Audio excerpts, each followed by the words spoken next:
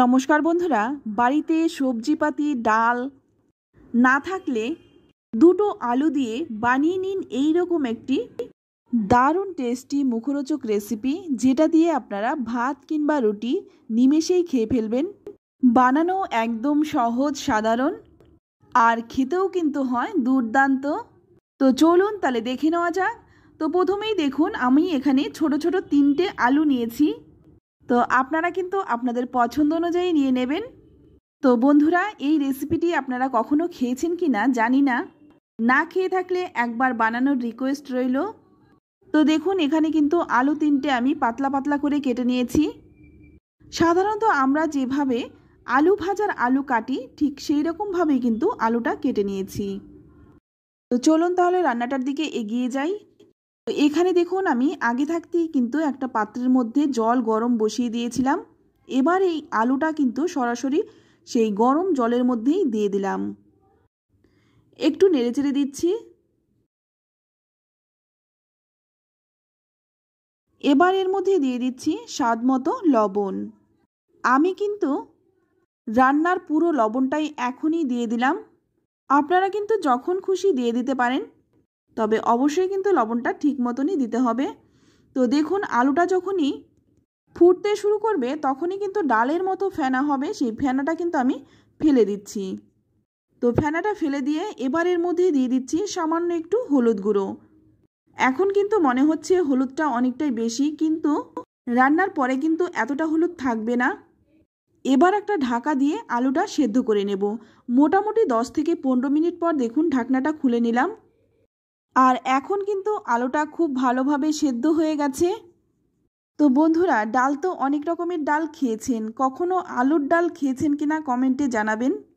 তো এবার দেখুন, এই ডাল কাটা দিয়ে আমি আলুটা একটু ভেঙে দেব, তবে একদম কিন্তু মিহি করে ফেলবো না।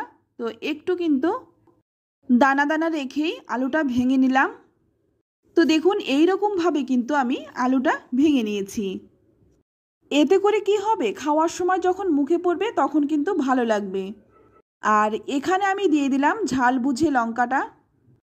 তো আপনারা কিন্তু আপনাদের পছন্দ অনুযায়ী ঝালটা দিয়ে দেবেন। এই লঙ্কাটা দেওয়ার পরে কিন্তু খুব ভালো করে ফুটিয়ে নেব 2 মিনিট।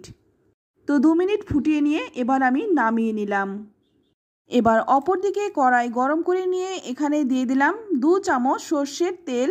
ফোড়নে দিয়ে দিচ্ছি হাফ চামচ গোটা জিরে, আর দিয়ে দিলাম 3টে শুকনো লঙ্কা। শুকনো লঙ্কা আর গোটা জিরেটা একটু ভেজে নিয়েই এখানে আমি দিয়ে দিলাম 1 ইঞ্চির মতো গ্রেট করা আদা। আদার কাঁচা গন্ধ চলে যাওয়া পর্যন্ত আদাটা একটু ভেজে নিয়ে এখানে দিয়ে দিলাম 3-4 কোয়া থেতো করা রসুন। রসুনটাও কিন্তু একটু ভেজে নেব।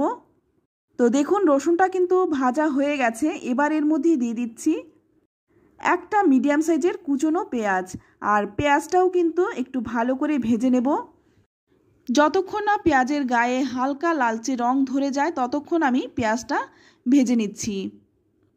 তো দেখুন, আস্তে আস্তে কিন্তু পেঁয়াজের কালারটাও চেঞ্জ হয়ে যাচ্ছে। তো এখন কিন্তু পেঁয়াজটা ভাজা হয়ে গেছে। এবার এর মধ্যে সেদ্ধ করে রাখা আলুটা দিয়ে দিলাম।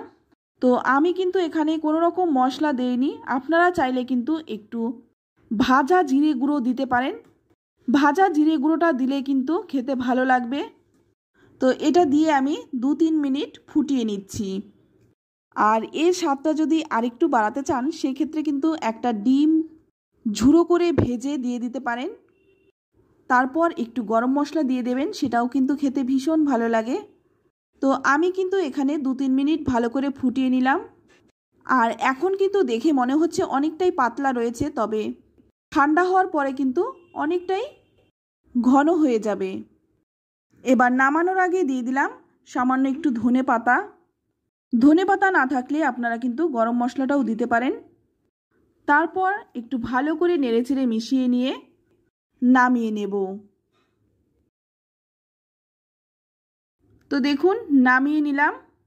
এই রান্নাটা কিন্তু আমি একদম সহজ সাধারণভাবে করে দেখিয়েছি। বাড়িতে সবজিপাতি না থাকলে অবশ্যই এই রেসিপিটি একবার বানিয়ে খাবেন। আর একবার যদি বানিয়ে খান, বারবার বানাতে হবে, এটা কিন্তু আমি একদম গ্যারান্টি দিয়ে বলতে পারি। তো বন্ধুরা, আমার এই সহজ সাধারণ রেসিপিটি আপনাদের কেমন লাগলো অবশ্যই কমেন্টে জানাবেন। ভালো লাগলে লাইক কমেন্ট শেয়ার করতে ভুলবেন না। আর আপনি যদি আমার চ্যানেলে নতুন হয়ে থাকেন, চ্যানেলটা সাবস্ক্রাইব করে নেওয়ার অনুরোধ রইল। আজ এই পর্যন্ত, আবারও দেখা হবে অন্য কোনো নতুন রেসিপিতে। সকলেই ভালো থাকবেন, সুস্থ থাকবেন। ধন্যবাদ।